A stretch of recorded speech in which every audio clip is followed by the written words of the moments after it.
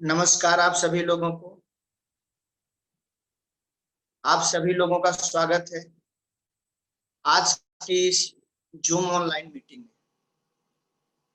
दोस्तों, सबसे पहले मैं धन्यवाद करता हूं अपनी माता रानी का, जिन्होंने जीवन में वो सारी परिस्थिति भी दी और उन परिस्थिति में वो मानसिक स्थिति भी दी जिसकी वजह से आज मैं आप सभी लोगों के सामने यहाँ पे बोल रहा हूँ।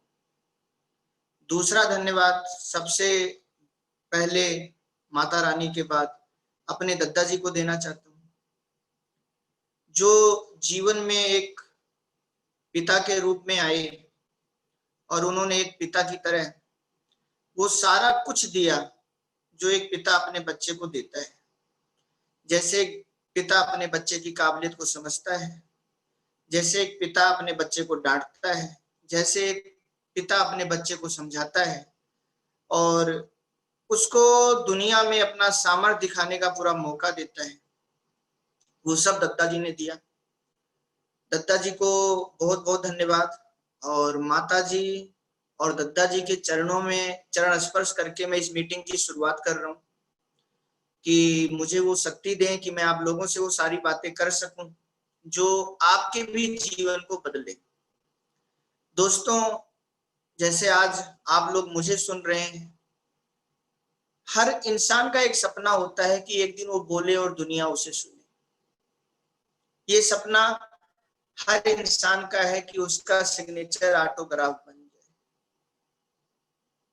ईश्वर मौका भी जरूर देता है, क्योंकि सेमिनार भी है और ट्रेनिंग भी है, तो कुछ बातें मैं अपनी कहानी भी आप सभी लोगों के सामने रखूंगा ताकि आप उससे भी रिलेट कर सकें कि जीवन में कभी भी सीधा सफलता आपके पास नहीं आती।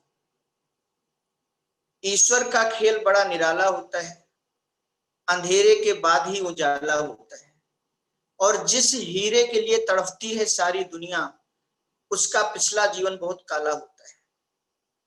जैसे एक एसी होता है, एसी के सामने कभी आप बैठना, आपके अंदर से अपने आप एक आवाज आएगी, वाह, एक अच्छी फीलिंग आएगी।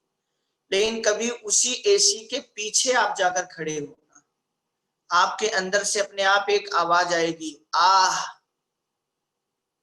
तो पीछे आह निकल रही है लेकिन आगे वाह निकल रही है। ऐसे ही जब भी हम किसी सफल इंसान को देखते हैं, जब भी हम किसी को सुनते हैं, तो उसे देखकर हमारे अंदर से एक फीलिंग आती है, वाह, काश ऐसा मौका हमें भी मिल जाए। लेकिन उसी इंसान के जब हम पीछे के जीवन को देखते हैं, देखने का प्रयास करते हैं, तब हमें पता लगता है, आह, कितनी आह भरकर ये इंसान आज वहां पहुंचा है जहां इसे देखकर हम वाह कर रहे हैं। और अगर हम तैयार हो जाएं, मायने ये रखता है हमारी निगाह कहाँ है। चाह सबकी है लेकिन निगाह सबकी वहां नहीं रहती, सीधा निगाह वहां पे जाना चाहती है। ऐसा नहीं होता दोस्तों। जिंदगी पहले आपको बेचारा बनाती है और बेचारा वाली परिस्थिति देखकर आपकी मानसिक स्थिति चेक करती है, और अगर उस समय आप बेचारा बनने से इनकार कर देते हैं तो एक दिन आप दुनिया के सहारा बन जाते हैं। परिस्थिति ध्रुव को आसमान का तारा बाद में बनाया है, पहले बेचारा बनाया है। परिस्थिति भक्त प्रहलाद को भगवान के दर्शन बाद में दिए हैं, पहले खूब सारे कष्ट दिए हैं। और उन कष्टों को देकर ये चेक किया है कि इसका विश्वास कितना है, इसका प्रयास किस हद तक रहेगा। दोस्तों, ऐसे ही अपनी लाइफ में आज जो भी चीज है, बहुत ही बुरी परिस्थिति से इसकी शुरुआत हुई। जब मैं केवल 10 साल का था, तब मम्मी पापा की डेथ हो गई की थी और दुनिया अनाथ नाम से जानने लग गई थी। लेकिन ये एक सांसारिक शब्द है, जिसके भी माँ बाप नहीं होते लोग कहते हैं बच्चा अनाथ हो गया। लेकिन ये शब्द सुनना अपने को पसंद नहीं था। मैं एक ही चीज लोगों से पूछता था, क्या आपके माँ बाप जिंदगी भर रहेंगे? आप मुझे अनाथ क्यों कह रहे हैं? और दोस्तों, जिंदगी में कभी भी हार नहीं मानी, जिंदगी में हमेशा संघर्ष का रास्ता चुना, अपनी पढ़ाई भी खुद ट्यूशन पढ़ा के, बहुत सारे संघर्ष, जीवन में बहुत सारे काम बचपन से किए जिससे खुद अपना जेब खर्चा और पढ़ाई का खर्चा निकाला जा सके। लेकिन आज ये लगता है कि जीवन में अगर वो चीज ना आई होती तो शायद मैं नेटवर्क मार्केटिंग को कभी समझ ही नहीं पाता। दोस्तों, नेटवर्क मार्केटिंग में 3 प्रकार से लोग आते हैं। एक अभाव से, दूसरा प्रभाव से, तीसरा दबाव से। जो लोग नेटवर्क मार्केटिंग में प्रभाव और दबाव से आते हैं वो इसमें टिक नहीं पाते, कभी ना कभी किसी ना किसी मोड़ पर वो छोड़ के चले जाते हैं, और जब वो छोड़ के चले जाते हैं तो वो नेटवर्क मार्केटिंग से कुछ नहीं पाते। दोस्तों, नेटवर्क मार्केटिंग डायरेक्ट सेलिंग या डायरेक्ट सेलिंग पर आधारित अपनी कंपनी जेएमबीडी एक समुंदर है, बहुत कुछ समुंदर के अंदर है, लेकिन मायने ये रखता है आप लेने क्या गए हैं। समुंदर में जो लोग केवल मजा लेने जाते हैं वो समुंदर के किनारे ही पानी में थोड़ी सी डुबकियां लगा के वापस आ जाते हैं, लेकिन उसी समुंदर में जो मछली पकड़ने जाते हैं, क्या वो समुंदर में किनारे बैठकर डुबकियां मार के ही मछली पकड़ लेंगे? सोचने का विषय है, नहीं पकड़ पाएंगे। उन्हें नाव का भी इंतजाम करना पड़ेगा, उन्हें जाल का भी इंतजाम करना पड़ेगा, उन्हें समुंदर के और अंदर भी जाना पड़ेगा, उन्हें जाल फेंकना भी पड़ेगा, उन्हें धैर्य भी रखना पड़ेगा, और फिर उन्हें जाल खींचना भी पड़ेगा। तब मछली उनके हाथ आएगी, तब उनको कमाई का कुछ साधन मिलेगा। लेकिन उसी समुंदर के अंदर मोती भी तो है। लेकिन दोस्तों, क्या वो मोती जाल में फंसकर आ जाएगा? मछली को जाल से फेंक कर पकड़ा जा सकता है, क्या मोती भी जाल फेंक कर पकड़ा जा सकता है? शायद नहीं। मोती के लिए और गहराई में जाना पड़ेगा, उतरना पड़ेगा, डुबकी मारनी पड़ेगी, बार बार डुबकी मारनी पड़ेगी। एक बार डुबकी मारने से कोई सीमा नहीं है कि आप 4 बार डुबकी मारोगे और आपको मोती मिल जाएगा। आप 8 बार मारोगे, आप 16 बार मारोगे, आप 32 बार मारोगे, आप 64 बार मारोगे, आप 128 बार मारोगे, आप 256 बार मारोगे, आप 512 बार मारोगे, आप 1024 बार डुबकी मारोगे, आप 2048 बार डुबकी मारोगे, आप 4096 बार डुबकी मारोगे और आपको मोती मिल जाएगा। कोई गारंटी नहीं है, कोई लिखकर आपको नहीं दे सकता। हाँ, बस एक बात वो कह सकता है कि अगर आप तब तक डुबकी मारोगे जब तक आपको मोती मिल ना जाए, और आप डुबकी मारते रहोगे और समुद्र की गहराई में जाके आप डुबकी मारते रहोगे, किसी नदी और नाले में डुबकी नहीं मारोगे, तो समुद्र के अंदर से एक ना एक दिन आपको मोती जरूर मिलेगा।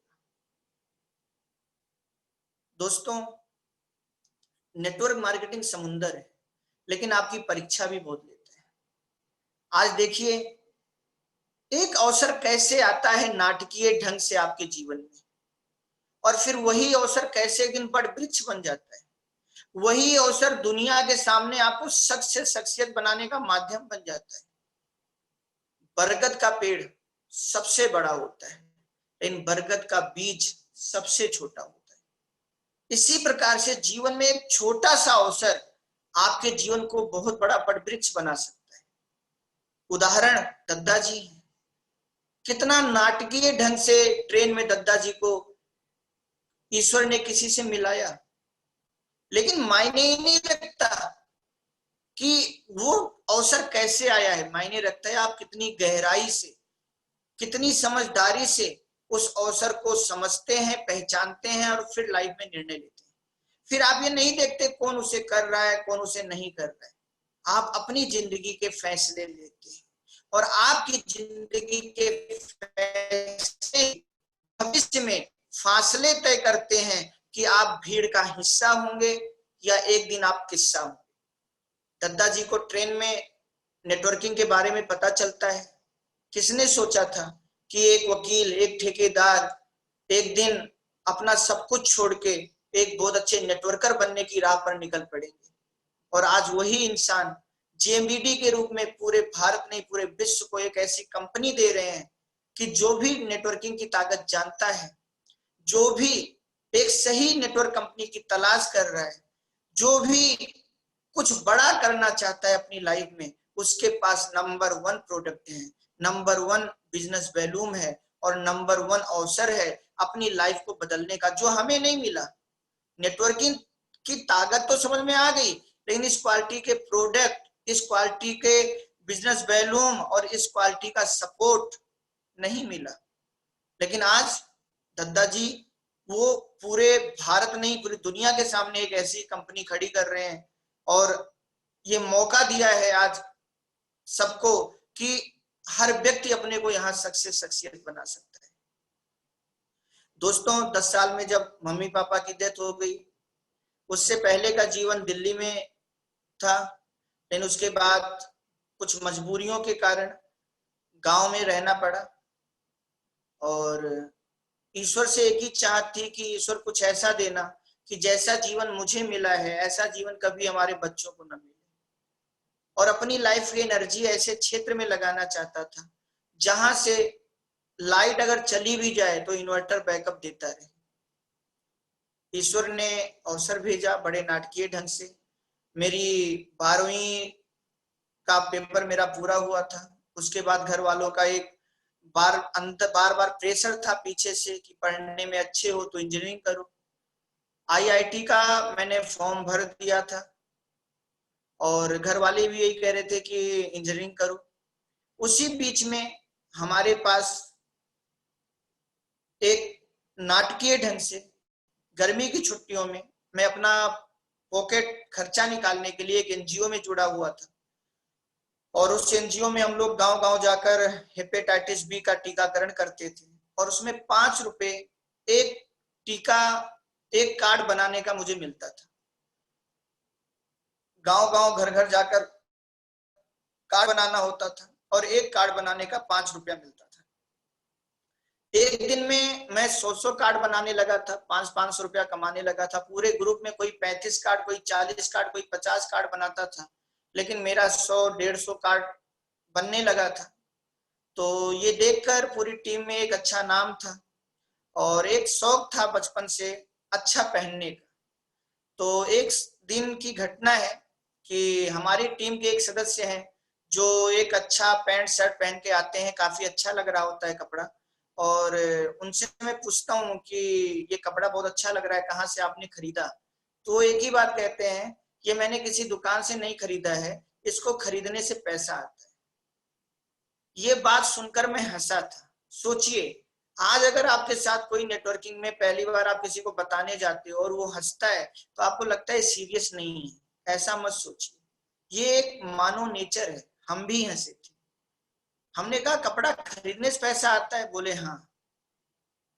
हमने कहा फिर हमें भी खरीदवा दीजिए। बोले आपको तो हम खरीदवा ही देंगे, लेकिन अगर आप और लोगों को ले जाकर खरीदवाओगे पैसा और आएगा। ये सुनकर मैं और हंसा था और मैंने ये कहा था कि अब दलाली का ही काम रह गया है। हम किसी को ले जाकर कपड़ा खरीदवाएंगे और उस दुकानदार से बाद में हम पैसा लेंगे। मेरे घर में सारे लोग पढ़े लिखे हैं, डॉक्टर हैं, इंजीनियर हैं। मैं भी इंजीनियरिंग करने जा रहा हूँ। ये तो मैं टाइम पास करने गर्मी की छुट्टियों में आप लोगों के साथ अब यही काम करूंगा, ये जवाब था मेरा, क्योंकि तब मैं उसकी गहराई नहीं समझ रहा था। लेकिन सारी ईश्वर की कृपा है। उनके बार बार फॉलो अप करने के बाद मैंने वो 1500 रुपए की किट ले लिया। उसके बाद फिर एक परिस्थिति आई कि मन कहा कि किट वापस कर दूं, क्योंकि कुछ पैसे की मुझे जरूरत आ गई। लेकिन धन्यवाद माता रानी का, मैंने किट वापस नहीं किया। फिर लखनऊ में एक सेमिनार हो रहा था उसी समय, ये 2006-7 की घटना है। लखनऊ नारी नाट्य कला केंद्र में एक सेमिनार हो रहा था और मुझे मेरे अपलाइन ने कहा कि आपको लखनऊ चलना है। दोस्तों लखनऊ में कभी गया नहीं था क्योंकि दिल्ली से सीधा फैजाबाद जाना होता था। मैंने सोचा इसी बहाने लखनऊ घूमने को मिल जाएगा। लखनऊ हम आए, मेरे कोई अपलाइन नहीं आए, लेकिन एक बार अगर कमिटमेंट कर दी, ये शुरू से आदत है, तो कोई करे या ना करे हम उसे करेंगे। मेरे जिन्होंने मुझे बिजनेस में जोड़ा था उस समय उस कंपनी में, वो नहीं आए, कोई नहीं आया, लेकिन हम लखनऊ आए और लखनऊ आने के बाद जो मुझे लखनऊ लेकर आया था, मुझे तीसरी शिफ्ट में वो सेमिनार देखने का मौका मिला था उस समय, और मैं ये सोच रहा था मैं कहाँ आकर फंस गया। मैं यही सोच रहा था मैं लखनऊ देखने आया था, ये मुझे कहाँ इन्होंने पकड़ के बिठा लिया। लेकिन 3 बजे के सेमिनार में घुसने का मौका मिला था और 5 बजे एक बात मंच से कही जाती है कि ये बिजनेस आपको वो इनकम दे सकता है जो आपके जीते जी तो आपके परिवार को आएगी, जो आपके मरने के बाद भी आपके परिवार को आएगी। यहां से मेरा टर्निंग पॉइंट था, यहां से मेरा दिमाग उस सेमिनार में लगना शुरू हुआ। मैंने कहा ये कैसे, क्या ऐसा हो सकता है, क्योंकि यही तो मैं ढूंढ रहा था लाइफ में। और फिर वहां पर एक व्यक्ति की कहानी सुनाई गई कि ये व्यक्ति जिन्होंने इस बिजनेस को शुरू किया था, लेकिन 2004 में इनकी डेथ हो गई और आज इनकी पत्नी को उस इनकम से ज्यादा इनकम जा रही है जो इनकी डेथ होने पे इनको आ रही थी। दोस्तों यहां से जीवन बदला, वो अभाव मेरी लाइफ में क्लिक कर गया। मैं नेटवर्क मार्केटिंग में ना प्रभाव से आया था ना दबाव से आया था, मेरा अभाव मुझे पता चल गया कि मैं नेटवर्क मार्केटिंग में क्यों आया हूं। और बाहर निकलने के बाद लाइफ में एक ही चीज ठानी कि अब कुछ भी लर्निंग नहीं करूंगा, अब एक ही क्षेत्र की लर्निंग करूंगा जो मुझे रॉयल्टी की अर्निंग दे। क्योंकि मैं लेखक नहीं बन सकता, मैं गायक नहीं बन सकता, मैं आविष्कारक नहीं बन सकता, लेकिन अगर लोगों के ग्रुप का आविष्कार करके रॉयल्टी ली जा सकती है और अपने परिवार को सुरक्षित किया जा सकता है तो फिर मैं ये करूंगा। और वहां से टर्निंग पॉइंट आया, वो अभाव आया, और हमेशा उस अभाव को हर परिस्थिति में याद रखा, क्योंकि आप किस लिए आए हो ये याद रखना बहुत जरूरी है। कर्ण क्यों मारा गया, क्योंकि कर्ण अपना ज्ञान भूल गया। ऐसे ही अगर आप अपने उस चीज को भूल जाते हो जिस चीज के लिए आप किसी क्षेत्र में उतरे हो, तो फिर आप वहां फेल हो जाते हो। आप एक मेडिकल की दुकान खोलो, कोई दवाई आपसे मांगने आए और आप दवाई का नाम ही भूल जाओ, फिर आपकी कहाँ बिक्री हो पाएगी। लाइफ में हर पल ये याद रखना बहुत जरूरी है कि हम कोई काम कर क्यों रहे हैं। और गांव गया वापस, उस समय मेरी उम्र केवल 18-19 साल के लगभग थी, कोई समझने वाला नहीं था, लेकिन मैं समझाने को तैयार था क्योंकि मेरे पास एक अभाव था, मेरे पास एक भाव था। और दोस्तों यही कहते हैं कि अभाव कोई दबाव नहीं है, एक कुछ करने की प्रेरणा है। लगातार लोगों को संघर्ष करता रहा।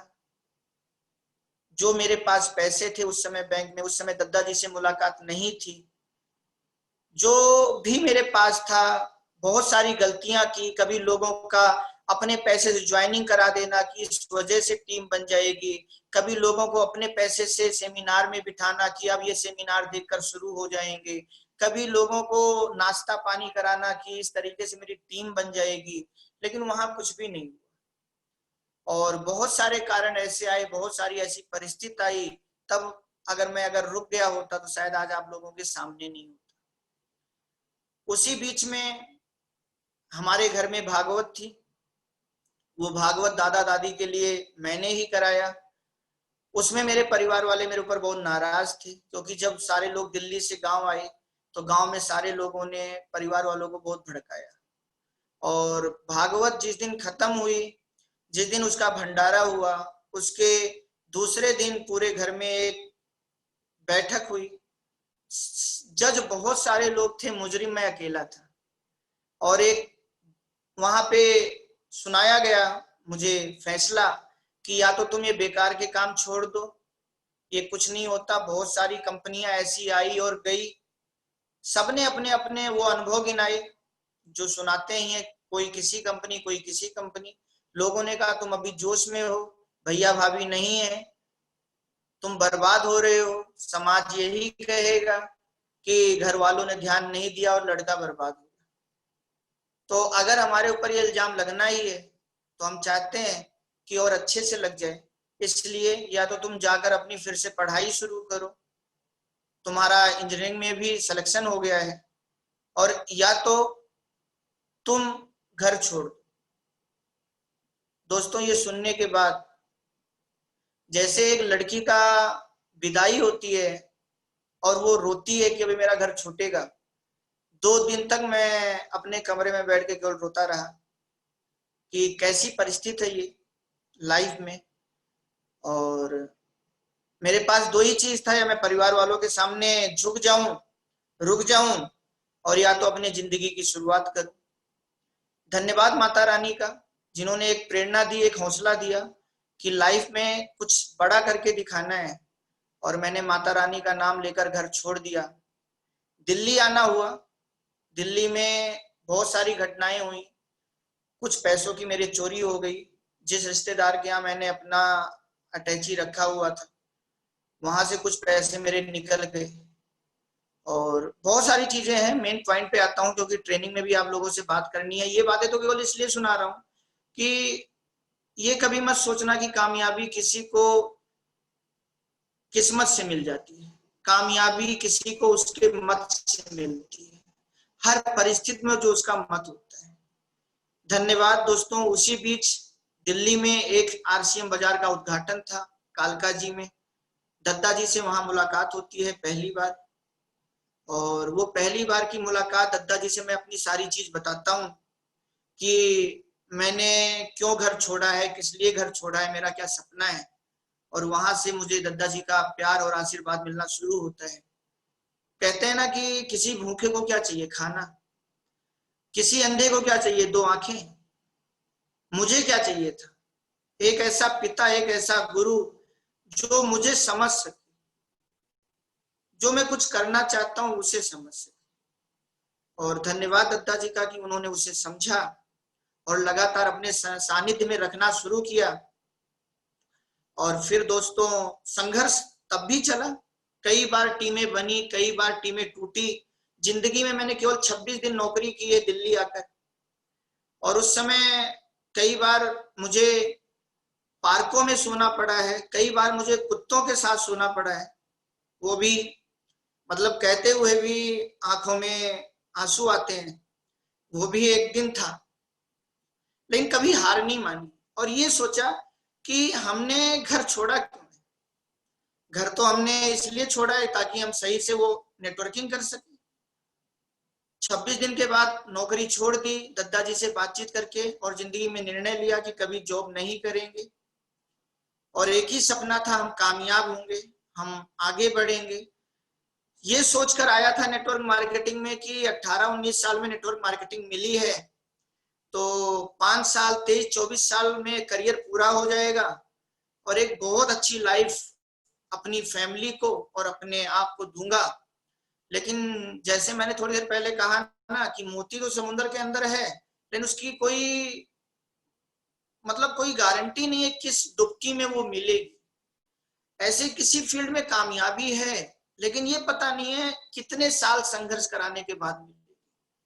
चाहे वो अमिताभ हो, चाहे वो सचिन हो, सबने अपने क्षेत्र में संघर्ष किया है। चाहे एडिसन हो, ये पता थोड़ी था कि 10,000 बार प्रैक्टिस के बाद बल्ब बनेगा। मोहम्मद गोरी को थोड़ी पता था कि 17 बार हारने के बाद फिर हम जीतेंगे। नेल्सन मंडेला को नहीं पता था कि 27 साल जेल में रहने के बाद हम राष्ट्रपति भी बनेंगे। किसी को नहीं पता होता। हाँ, बस इतना पता है कि जब तक मोती नहीं मिल जाएगा डुबकी मारते रहेंगे। यही चीज थी दोस्तों। लगातार दत्ता जी के सानिध्य में रहकर सीखते रहे, जो जो दत्ता जी ने कहा हर चीज किया, क्योंकि मेरा अपना ये मानना है, माता रानी ने जो समझ दिया है वो ये कहती है कि जब तक हम हद तक नहीं जाएंगे तब तक हम सरहद तक नहीं जाएंगे। दत्ता जी ने कहा बेटा नॉकिंग करो, टीम नहीं है, अजनबियों से रिश्ता बनाना शुरू करो। 2011 में नॉकिंग किया, लखनऊ में एक अच्छी टीम खड़ी की, दिल्ली में दत्ता जी ने भेजा, यहाँ आकर टीम खड़ी की। लेकिन फिर लाइफ को, जीवन को परीक्षा लेना था। और जिस कंपनी में हम दत्ता जी सारे लोग आगे जा रहे थे, प्रभाकर सर, पंकज दत्ता, रमेश दत्ता, सारे लोग, हम सबके लाइफ की बहुत बड़ी परीक्षा हुई। और फिर उस कंपनी को ईश्वर ने बंद कर दिया। एक परीक्षा लेने के लिए दत्ता जी लगातार 4-5 महीने उस कंपनी को खुलवाने के लिए भागते रहे। लगातार हम देखते रहे दत्ता जी किस तरीके से मेहनत कर रहे हैं। लेकिन उसके बाद फिर वहां से वो चीजें नहीं आई और फिर एक दिन दद्दा जी का फोन आता है और दद्दा जी एक ही बात कहते हैं कि बेटा अब कुछ बड़े और कड़े निर्णय लेने का समय आ गया है। मैंने कहा क्या हुआ दद्दा? और दद्दा जी एक ही चीज कहते हैं कि जो तुम्हारे अंदर काबिलियत है, जो हम सबका सपना है एक सही डायरेक्ट सेलिंग खड़ी करना, उसके लिए शायद अब अपनी ही कंपनी खोलनी पड़े। और उस रात भी मैं बहुत रोया था, क्योंकि मुझे पता था कि कंपनी खोलना आसान है, कंपनी चलाने के लिए बहुत सारे जहर पीने पड़ेंगे, और मैं अपने दद्दा जी को हर मुश्किल से बचाना चाहता था। मैंने बार बार दद्दा जी को समझाया, लेकिन दद्दा जी की, जैसे रतन टाटा जी कहते हैं कि मैं फैसले लेने से नहीं डरता, मैं फैसले को सच साबित करके दिखाता हूँ। और दद्दा जी ने एक ही बात बोली कि बेटा मैंने एक पिता का फर्ज निभा दिया है, तुम्हारे ऊपर कोई दबाव नहीं है, अगर एक बेटा बनकर तुम साथ देना चाहते हो तो स्वागत है, वरना अपना जीवन आप कहीं भी चुन सकते हो। मैं दद्दा जी को केवल इसलिए बचाना चाहता था ताकि मुझे पता था कि हम दद्दा कहीं भी मेहनत करेंगे सफल हो जाएंगे, कहीं भी। मैं दद्दा का साथ अंतिम सांस तक नहीं छोड़ूंगा, ये तय तो बहुत पहले ही हो गया था। लेकिन मैं ये नहीं चाहता था कि कभी मेरे दद्दा के ऊपर कोई प्रेशर है, क्योंकि मैं जानता था कि मैं कौन सा उनका दर्द बांट सकता हूँ, कौन सा नहीं बांट सकता। लेकिन वो भी एक चीज, माता रानी ने दद्दा जी से इतना बड़ा फैसला लिवाया, और आज आप देखिए कि जेएमबीडी को चलते हुए 9 साल हो गया है। वो भी एक फैसला था, और 9 साल से भी लगातार आज पूरे भारत में, पूरे विश्व में एक सही कंपनी को खड़ा करने के लिए दद्दा जी, प्रभाकर सर, पंकज दद्दा, रमेश दद्दा, हम सब लगातार दिन रात, और आप सबका साथ जो भी विश्वास दिलाता है कि जो संघर्ष हमने इतने दिनों से किया है उसका फल जरूर मिलेगा। दद्दा जी का विश्वास, 9 साल में लगातार नए नए नए नए नए प्रोडक्ट आते रहे, लगातार। नंबर 1 प्लान, 9 साल में एक बार भी प्लान नहीं बदला है। एक ऐसा प्लान जो जिसमें कोई भी घुमाव नहीं है। जैसे आप मिठाई की दुकान करो, आप डॉक्टर की दुकान करो, आप जूते की दुकान करो, आप कपड़े की दुकान करो, वो आपको केवल फंड देगा, ना कार फंड देगा, ना हाउस फंड देगा, ना ट्रेवलिंग फंड देगा। वो, और पैसा ग्राहकों के आने से नहीं आएगा, पैसा टर्नओवर से आएगा। पूरा वही प्लान जेएमबीडी में डाला गया है। और दोस्तों आप देखना, एक समय था जब बाटा खूब बिका रेक्सीन के साथ मिलकर, एक समय था जब लिबर्टी खूब बिका रेक्सीन के साथ मिलकर, लेकिन एक समय आज है जब रेड एंड चीफ खूब बिक रहा है, और एक ही चीज कही जाती है, रेड एंड चीफ है तो पेवर लेदर होगा। एक समय था जब चाइना का माल खूब बिका सस्ता होने की वजह से, लेकिन आज की डेट में मेड इन जापान किसी प्रोडक्ट पे लिखा हो तो आप एक बार भी नहीं देखते, लेकिन मेड इन चाइना लिखा हो तो आप 100 बार देखते हैं। एक समय ऐसा आएगा अगले 5-10 साल के अंदर, जिस प्रोडक्ट पर मेड इन जेएमबीडी लिखा होगा लोग कहेंगे देखने की जरूरत नहीं है, हम वो गुडविल बना रहे हैं।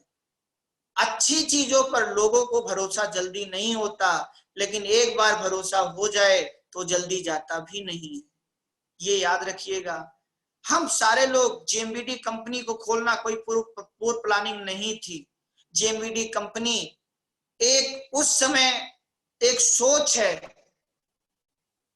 जैसे गांधी का देश को आजाद कराना कोई पूर्व सोच नहीं थी, लेकिन एक दुर्घटना हुई और उस दुर्घटना ने उनको पूरा बदल दिया। ऐसे मेरे दद्दा जी के साथ भी जो घटना हुई ट्रेन में, ट्रेन के बाद फिर उस कंपनी में, जिसकी वजह से आज जेएमबीडी की स्थापना हुई है, और लगातार पूरे भारत में और कुछ सालों में पूरे विश्व में हम बहुत तेजी से फैलने वाले हैं। भारत में तो फैल ही रहे हैं। दोस्तों ये मेरी कहानी है।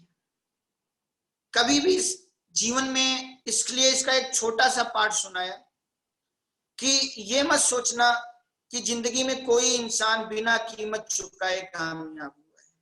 जिसने चांदी खरीदी है उसने चांदी खरीदने की कीमत चुकाई है, जिसने सोना खरीदा है उसने सोना खरीदने का कीमत चुकाया है, और जिसने हीरा खरीदा है उसने हीरा खरीदने का कीमत चुकाया है। इसी प्रकार से जो जितना बड़ा है उसने उतनी बड़ी कीमत चुकाई है।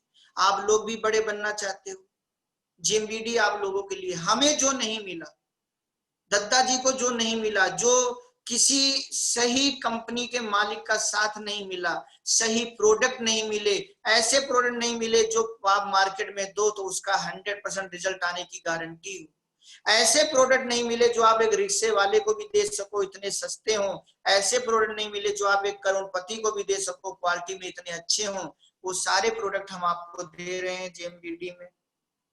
बस आप लोगों को अपने आप को प्रूफ करना है।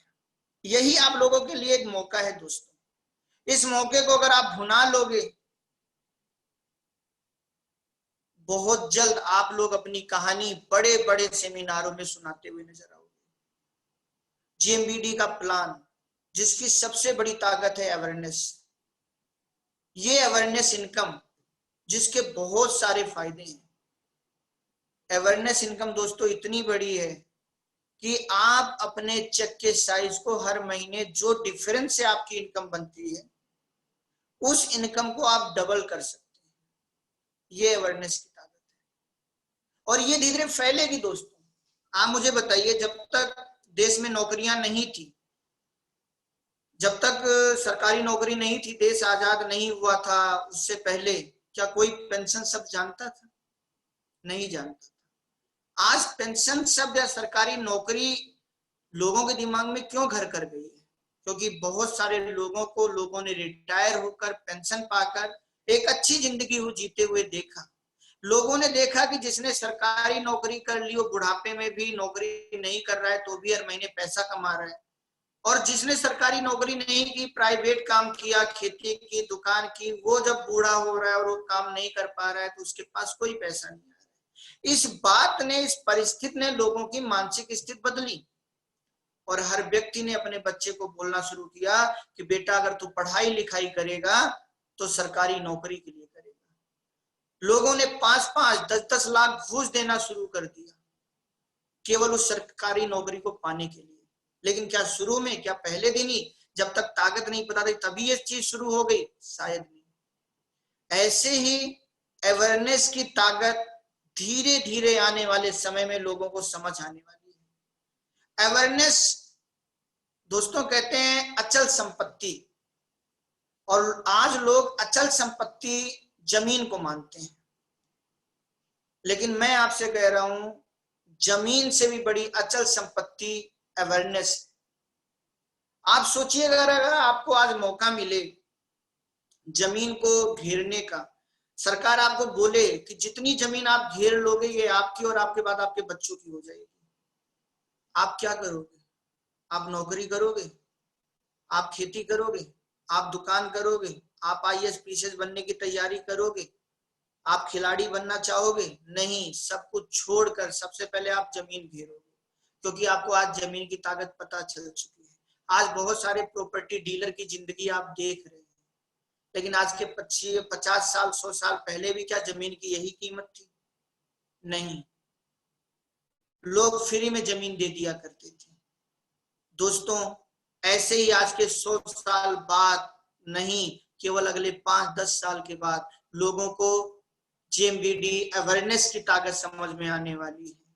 और जिस दिन हर गांव में, हर शहर में, हर ब्लॉक में, हर सिटी में 1, 2, 4, 10 लोग भी जेएमबीडी के अवेयरनेस से करोड़ों कमाते हुए दिखे, तो जैसे आज जमीन घेरना बहुत मुश्किल है, वैसे लोगों को अपने साथ जोड़ना भी बहुत मुश्किल हो जाएगा। अभी आप लोगों के पास समय है। आप देखिए, महादेव वही है, कोई उन्हें पत्थर मानता है, कोई महादेव मानता है। जमीन वही है, हमारा नजरिया बदल गया। नजर वही है लेकिन नजरिया बदल गया। मैं आप लोगों से यही कहना चाहता हूं कि जो ये अवेयरनेस डाला गया है प्लान में, बहुत गहराई से मंथन करने के बाद डाला गया है, और इसीलिए दद्दा जी बार बार इस पर प्रमोशन कर रहे हैं, क्योंकि उसी को पता होता है कि कौन सी चीज किस लिए डाली गई है, जिसने डाला होता है।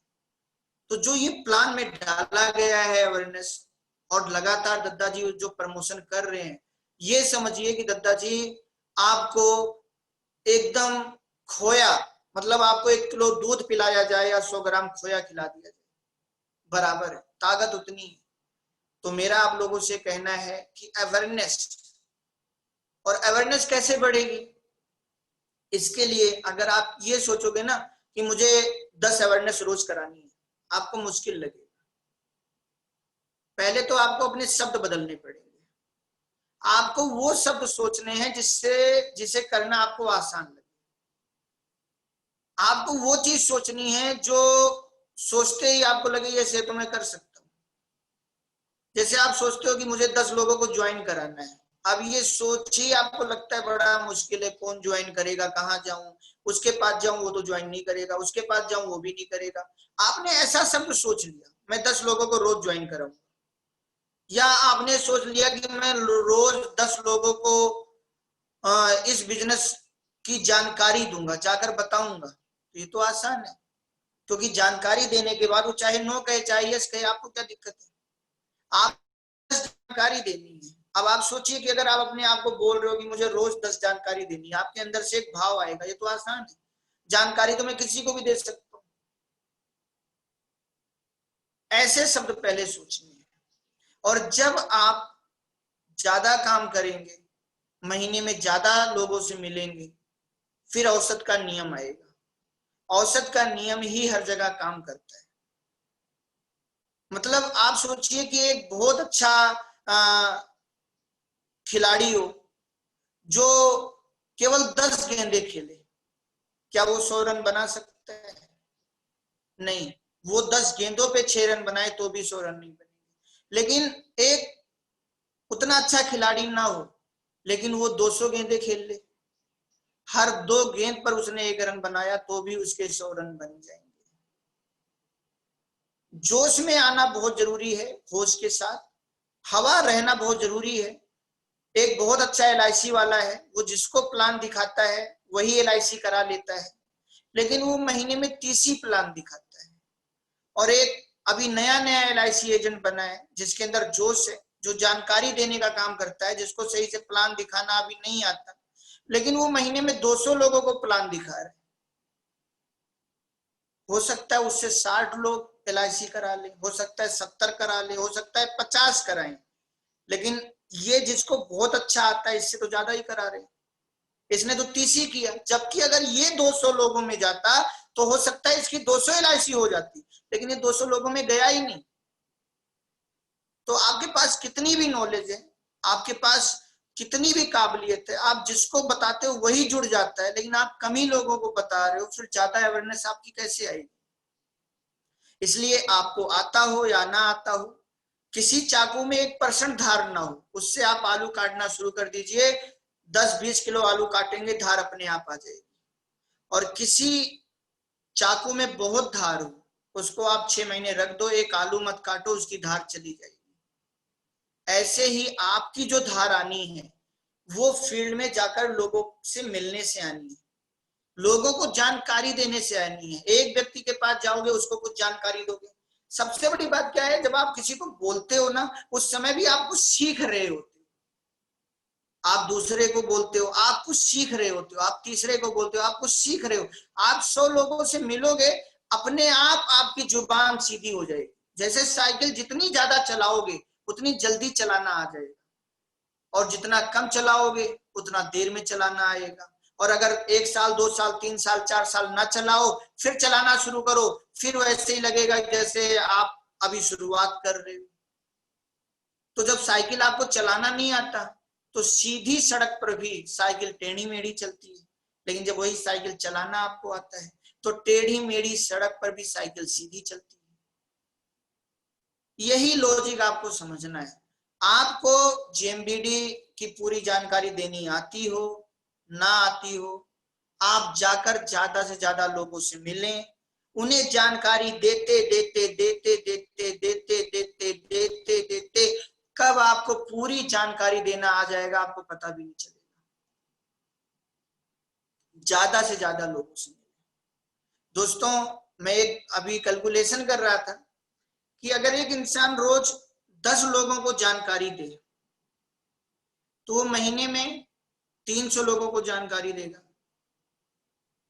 12 महीने में 3600 लोगों को जानकारी देगा। अगर आपके पास पेन कॉपी है तो लिख लीजिए, फिर बाद में खुद भी ये कैलकुलेशन कर लीजिएगा कि अगर एक व्यक्ति रोज 10 लोगों को जानकारी दे तो 12 महीने 30 दिन में वो 300 लोगों को जानकारी देगा, 12 महीने में 3600 लोगों को जानकारी देगा और 5 साल में 18,000 लोगों को जानकारी देगा। ये 18,000 लोगों को अगर उसने जानकारी दी जेएमबीडी की, वो क्या करेंगे? या तो यस या तो नो, इससे ज्यादा तो कुछ भी नहीं करेंगे। लेकिन अगर आपने सही से जानकारी दे दी, कैसे देनी है वो भी अभी बताऊंगा, और बहुत जल्दी उसके ऊपर वीडियो भी आप लोगों के पास में भेजने वाला हूं कि कैसे अवेयरनेस के लिए आपको पूरी सही से जानकारी देनी है। लेकिन अगर आपने 5 साल में 18,000 जानकारी दे दी, आप ये मानो ना कि आप एक टीचर हो, आप मुझे बताइए कि अगर आज आपको स्कूल में पढ़ाने का मौका मिल जाए, आप सरकारी टीचर हो जाओ, आप बीएड कर लो और आप सरकारी टीचर हो जाओ, तो फिर सरकार आपके जनगणना में आपकी ड्यूटी लगाए, तो क्या आप घर घर जाकर जनगणना नहीं करोगे? उस समय तो आप घर घर जाते हो, जनगणना करते हो। अगर सरकार कई बार सरकारी टीचरों को पोलियो पिलाने के लिए घर घर भेजती है, क्या वो लोग घर घर नहीं जाते हैं? लेकिन फिर वो 20, 30, 40, 50,000 इनकम के लिए, एक छोटी सी पेंशन के लिए घर घर जाते हैं और कहते हैं हमारी ड्यूटी है, हम सरकारी कर्मचारी हैं। ये तो एक सोच है ना। आप अपने आप को मान लो वही कि मुझे रोज 10 घर जाकर जानकारी देना है, महीने में 300 घर जाना है और 5 साल में 18,000 लोगों को जानकारी देना है। अगर आप 18,000 लोगों को जानकारी देते हो दोस्तों, सही तरीके से देते हैं, तो मेरा ये विश्वास है कि 18,000 लोग भले ना आए, लेकिन कम से कम 10,000 लोग आपके साथ जरूर आएंगे 5 साल में अकेले। सबसे बड़ी चीज है दोस्तों, स्वयं की जिम्मेदारी। नेटवर्क मार्केटिंग में ये वरदान है कि हर व्यक्ति को एक दूसरे का मिलता है, लेकिन इसी को नेटवर्क मार्केटिंग का अभिशाप बना दिया है नकारात्मक और छोटी सोच। ये वरदान है कि मेरा अपलाइन करेगा तो मेरे नीचे ही करेगा, मुझे मिलेगा, मेरी डाउनलाइनें करेंगी तो उनका भी मुझे मिलेगा। बाकी मुझे बताइए कोई भी एक ऐसा क्षेत्र हो जिसमें किसी के करने का किसी को मिलता हो? हर क्षेत्र में धर्मेंद्र ने अपनी जिम्मेदारी ली अपने को नंबर 1 बनाने के लिए, अमिताभ जी ने अपनी जिम्मेदारी ली, सचिन ने अपनी जिम्मेदारी ली, कोहली ने अपनी जिम्मेदारी ली, धोनी ने अपनी जिम्मेदारी ली, सानिया मिर्जा ने अपनी जिम्मेदारी ली, रानी लक्ष्मीबाई ने अपनी जिम्मेदारी ली। हर क्षेत्र में सब अपनी जिम्मेदारी लेकर अपने को ऊपर ले जाते हैं। लेकिन नेटवर्क मार्केटिंग में मैं इसलिए नेटवर्क मार्केटिंग छोड़ रहा हूं क्योंकि मेरा अपलाइन मेरा साथ नहीं दे रहा है। मेरा अपलाइन दूसरी कंपनी में चला गया, अब तो मैं कुछ कर ही नहीं पाऊंगा, इसलिए अब मैं भी कुछ नहीं कर रहा हूँ। मैं इसलिए काम नहीं करूंगा क्योंकि मेरी डाउन लाइनें निठल्ला है, वो कोई काम नहीं करती। मैंने 100, 200, 500 बहुत लोग जोड़ दिए, कोई काम ही नहीं कर रहा है, तो अब करने का क्या फायदा? ऐसे लोग बहाने बनाते हैं। क्या ये सही है? अमिताभ की शुरू की कोई फिल्में नहीं चली और अमिताभ ये बोलते कि हमने बहुत फिल्में बनाई, कोई चल रही नहीं, इसलिए हम एक्टिंग छोड़ रहे हैं। सचिन 78 मैच में एक शतक नहीं मार पाए। सचिन ये कह सकते थे कि मैं अब क्रिकेट खेलना छोड़ रहा हूं क्योंकि 78 मैच मैंने खेल लिए और एक भी शतक तो मैं मार ही नहीं पा रहा हूं। अब्राहम लिंकन बुढ़ापे में जाकर सफल हुए, 20 साल से मेहनत की, 60 साल तक संघर्ष किया। अगर वो कभी भी ये कह सकते थे कि मेरा कोई साथी नहीं दे रहा है और मैं बार बार असफल हो रहा हूं इसलिए मैं क्विट कर रहा हूं। दुनिया के किसी भी क्षेत्र में आप जूते की दुकान भी करो ना, तो आप कभी नहीं देखोगे कितने लोगों ने जूते की दुकान बंद कर दी। आप कभी नहीं देखोगे कि मेरा जूता आकर कितने लोगों ने नहीं लिया, आप फिर से सब तय करके लगा दो। लेकिन नेटवर्क मार्केटिंग में कभी हम अपने अपलाइन के ऊपर आश्रित, कभी हम अपने डाउनलाइन के ऊपर आश्रित। जीवन में नहीं है। जीवन में हमारे पिताजी चले जाए तब भी हम जिएंगे, जीवन में हमारे बच्चे खत्म हो जाए तब भी हम जिएंगे, हम उनके लिए खूब रोएंगे। लेकिन अगर गलती से कह दिया जाए ठीक है तुम अपने पिता को इतना प्यार कर रहे हो, तुम अपने बच्चे को इतना प्यार कर रहे हो, चलो इनके साथ तुम्हारी भी चिता जला दी जाए, इंसान का आंसू 1 मिनट में रुक जाएगा, तो बोलेगा फालतू बात कर रहे हो। ऐसे कैसे? मतलब हम जीना तो सबके साथ चाहते हैं, मरना किसी के साथ नहीं चाहते। लेकिन नेटवर्क मार्केटिंग में डाउनलाइन के साथ मर जाते हैं, अपलाइन के साथ। अपलाइन मरा तो हम भी मर गए, डाउनलाइन मरा तो हम भी मर गए। क्यों मर गए भैया? स्वयं की जिम्मेदारी। स्वयं की जिम्मेदारी ले लोगे, एक दिन गया हुआ अपलाइन भी आपकी वाह वाह करेगा, जैसे मेरे दादाजी ने स्वयं की जिम्मेदारी ली। आज अगर स्वयं की जिम्मेदारी ली तो ट्रेन में जो मिले थे वो भी सोचते हैं वाह क्या डाउन लाइन मिली थी।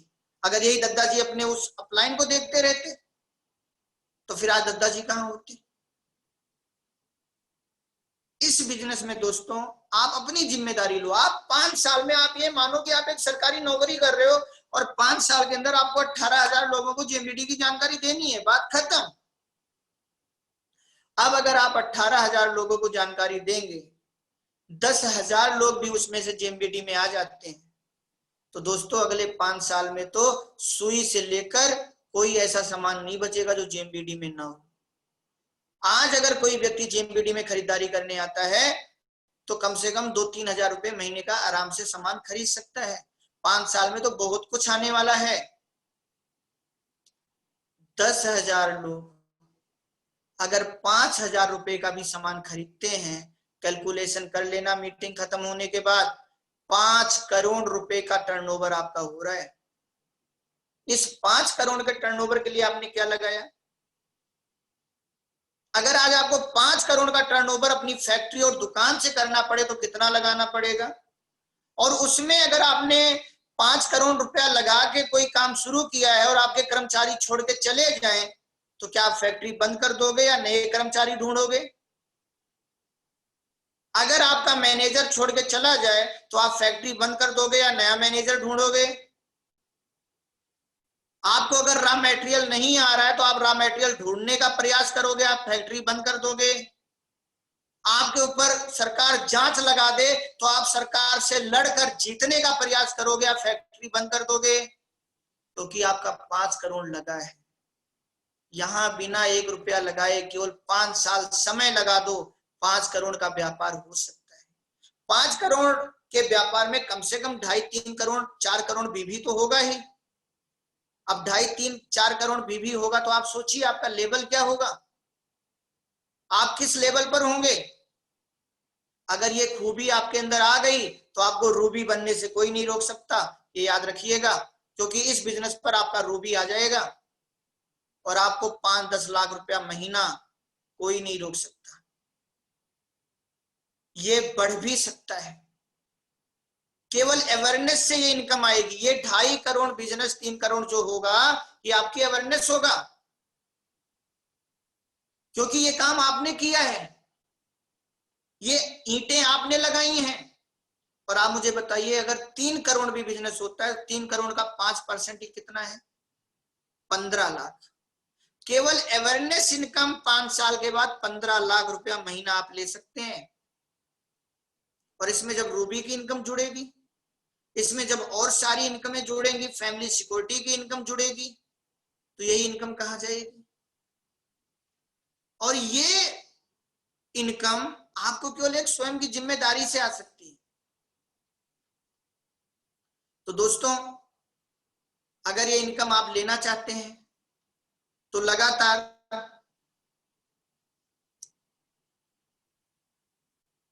आप फोकस कीजिए। आवाज आ रही है आप सभी को?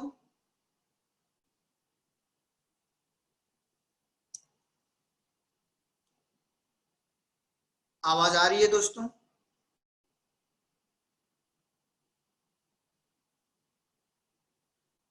धन्यवाद। दोस्तों अब मैं आप लोगों को बताता हूं कि किस प्रकार से आपको लोगों को बोलना है। दोस्तों जो अपना ये मार्केटिंग प्लान में सबसे पहला है खरीदारी बोनस और डिस्काउंट। अगर यही चीज आप गहराई से लोगों को बता दीजिए तो आपकी अवेयरनेस तुरंत पक्की हो जाएगी। अभी आप लोग जब भी किसी को प्लान देते हो तो उसे ये तो बताते हो कि हमारे साथ खरीदारी करने पर आपको 10 से 40% डिस्काउंट मिलेगा। आप उसे ये तो बताते हैं कि आपको खरीदारी करने पर 5 से 26% कैशबैक अमाउंट मिलेगा, लेकिन आप इसको गहराई में जाकर नहीं बताते। आपको गहराई पता है, लेकिन आपको लगता है इतना ही बताने से सामने वाला भी पूरी गहराई समझ जाएगा। क्या ऐसा होगा दोस्तों?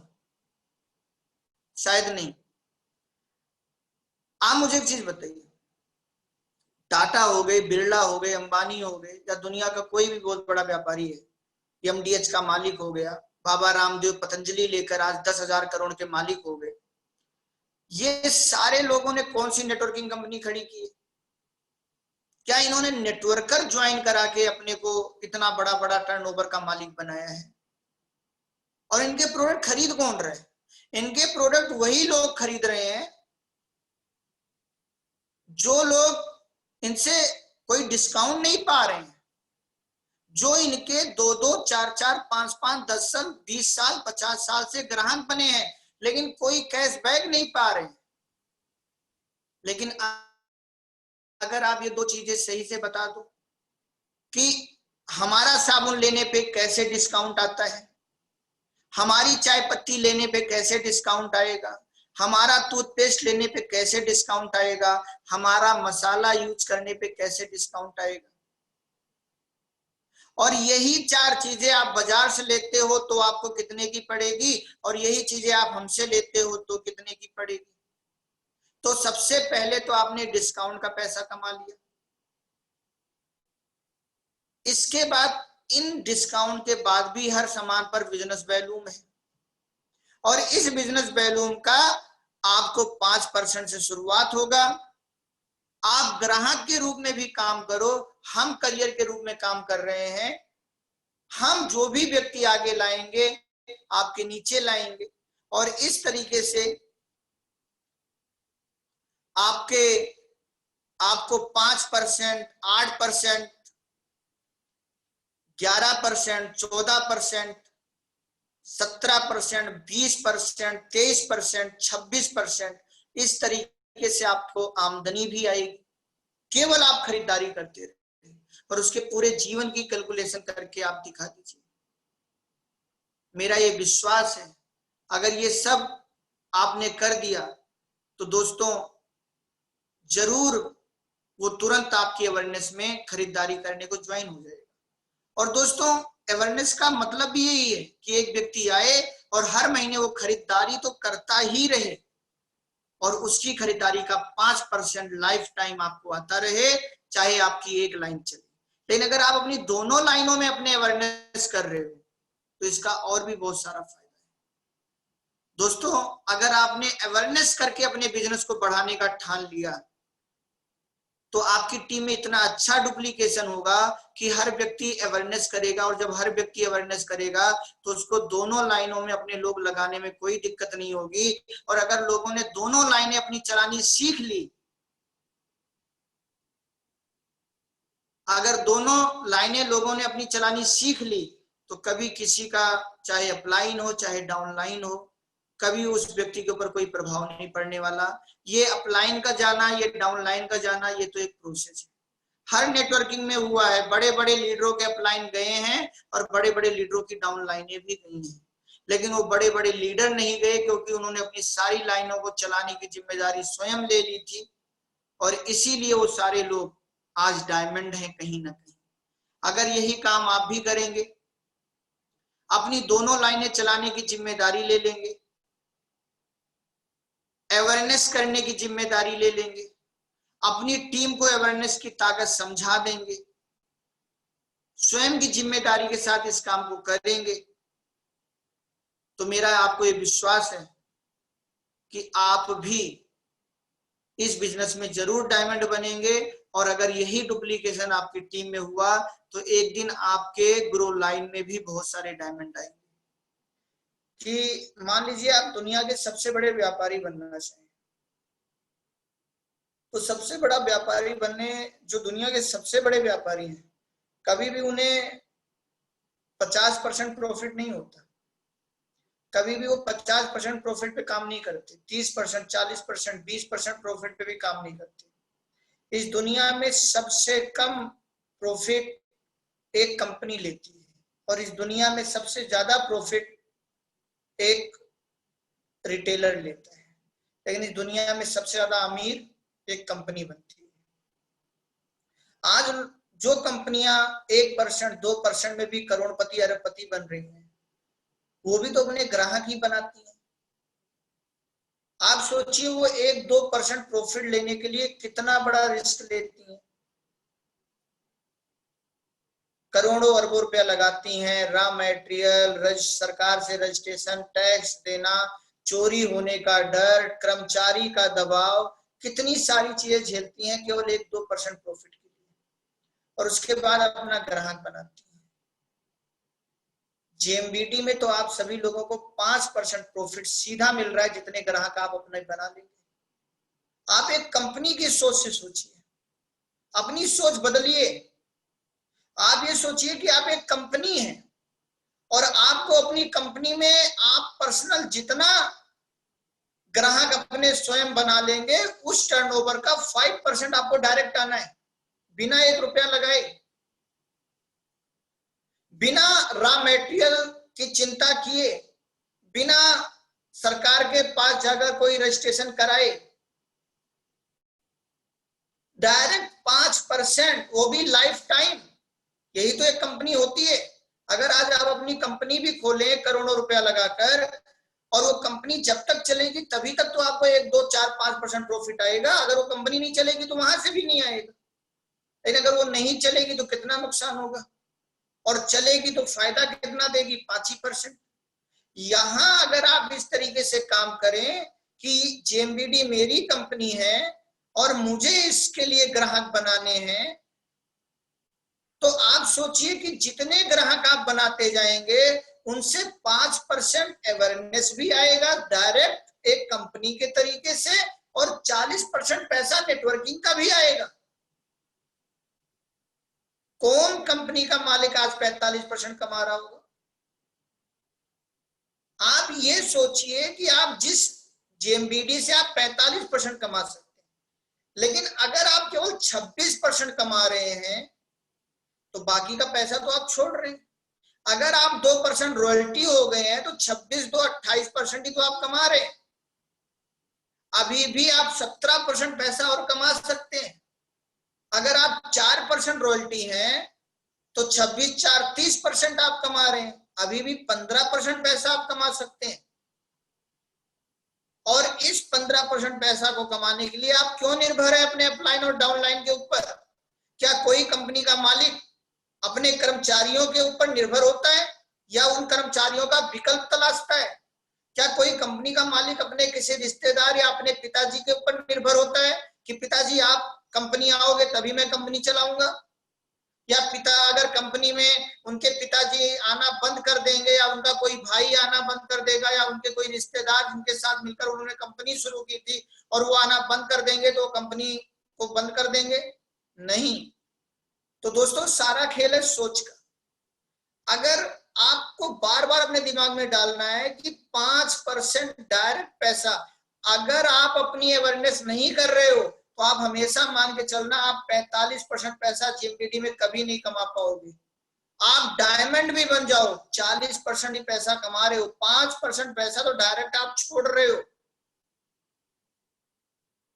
40% गेम पे आप खेल रहे हो, लेकिन अगर आपने अवेयरनेस को मिला लिया तब आप संपूर्ण 45% पैसा जेएमबीडी से एक दिन डायमंड बन के कमा सकते हो,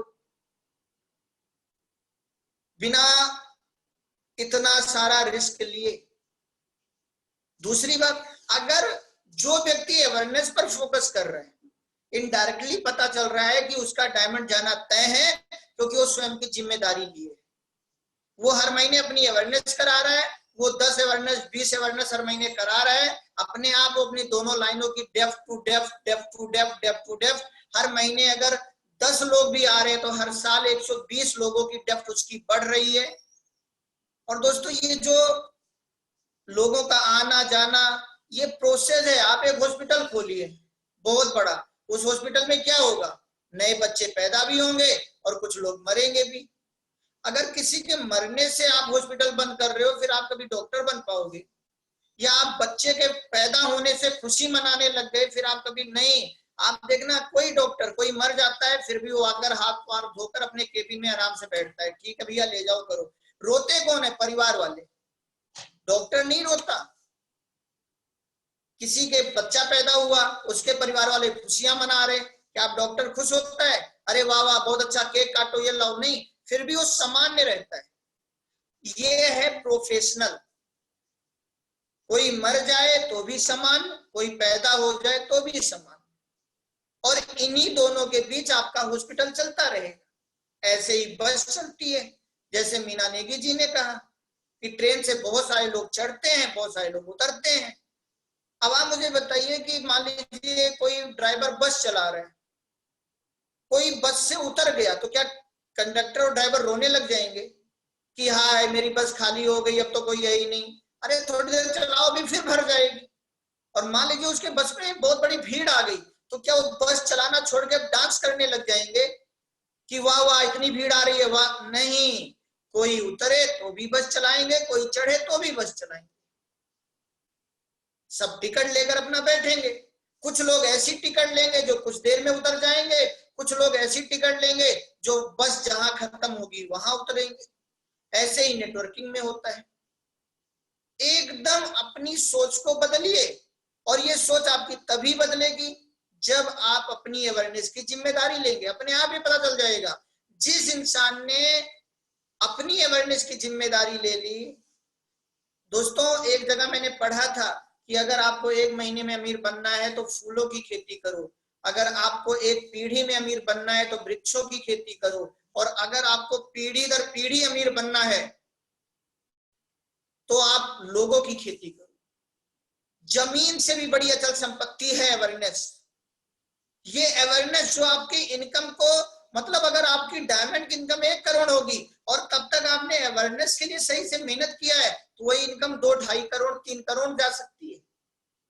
और इसका डुप्लीकेशन कभी आपके घर पैसा आने से रोक नहीं सकता। बहुत सारे फायदे हैं, और किसी मीटिंग में अवेयरनेस की और गहराई पर आप लोगों से चर्चा करूंगा। सतीश जी का मैसेज आ रहा है, वो कुछ बोलना चाहते हैं, तैयार हैं। सतीश जी को सुनने के बाद आज की मीटिंग हम लोग पूरा करेंगे। बस इतना कहूंगा, बातूनी लीडर मत बनिएगा, वास्तविक लीडर बनिएगा। और आप बातूनी लीडर हैं या वास्तविक लीडर हैं, इसका समय पहचान कराएगा, परिस्थिति इसकी पहचान कराएगी। कोई इंसान पाउडर लगाकर गोरा हुआ है या वो वास्तविक गोरा है, ये धूप की किरणें बताती हैं। सोना है या तांबा है, ये परखने के बाद, कसौटी पर परखने के बाद पता चलता है कौन सोना है और कौन तांबा है। जब आपके जीवन में एक एक पल भारी हो, जब कोई साथ चलने वाला ना हो, जब सब छोड़ के जा चुके हो, जब घर वाले रोक रहे हो, जब आपकी अंतरात्मा आपको रोक रही हो, उस समय अगर आप अपनी अंतरात्मा से बात कर रहे हैं, 2 चीज होती है, दिमाग आपसे बात करता है और आप अपने दिमाग से बात करते हैं। अंतरात्मा आपसे कुछ कहती है, आप अपनी अंतरात्मा से कुछ कहते हैं। अगर आपकी अंतरात्मा कह रही है अब रुक जा, लेकिन आप कह रहे हो नहीं मुझे चलना है, मतलब आप लीडर बनने की तरफ आगे बढ़ रहे हैं। लेकिन अगर आपकी अंतरात्मा, आपकी बीबी, आपकी टीबी, जैसे आज टीवी में कोरोना कोरोना कोरोना और लोग रुक जा रहे हैं, इस डर से रुक जा रहे हैं कि कोरोना है, फिर वो लीडर कहाँ है? लीडर लड़कर मरता है, लीडर कभी डर कर नहीं मरता। हमें लीडर बनना है, हमें स्वयं की जिम्मेदारी लेनी है, और जिम्मेदारी लेने से आज तक किसी को हार्ट अटैक नहीं आया। फालतू की बातें सोचने से हार्ट अटैक आया। मैं भी बहुत बहुत धन्यवाद देना चाहता हूं अपने दद्दा जी को, जिन्होंने मुझे मौका दिया एक इस मीटिंग को पूरा करने का। और मैं आप सभी उन लोगों का धन्यवाद देना चाहता हूं जिन सब ने इस मीटिंग को पूरा सुना और जिन सब ने इस मीटिंग में आकर बोला। और मैं चाहूंगा कि इसकी रिकॉर्डिंग तो हो ही रही है, आने वाले समय में, आने वाले 5-10 साल में मैं दुनिया के कामयाबी के आसमान में, जेएमबीडी के आसमान में आप सभी लोगों को दुनिया का नंबर 1 लीडर बनता हुआ देखूं। यही मेरी इच्छा जिन्होंने बोला उनसे भी है और जिन्होंने सुना उनसे भी। बहुत बहुत धन्यवाद मेरी तरफ से।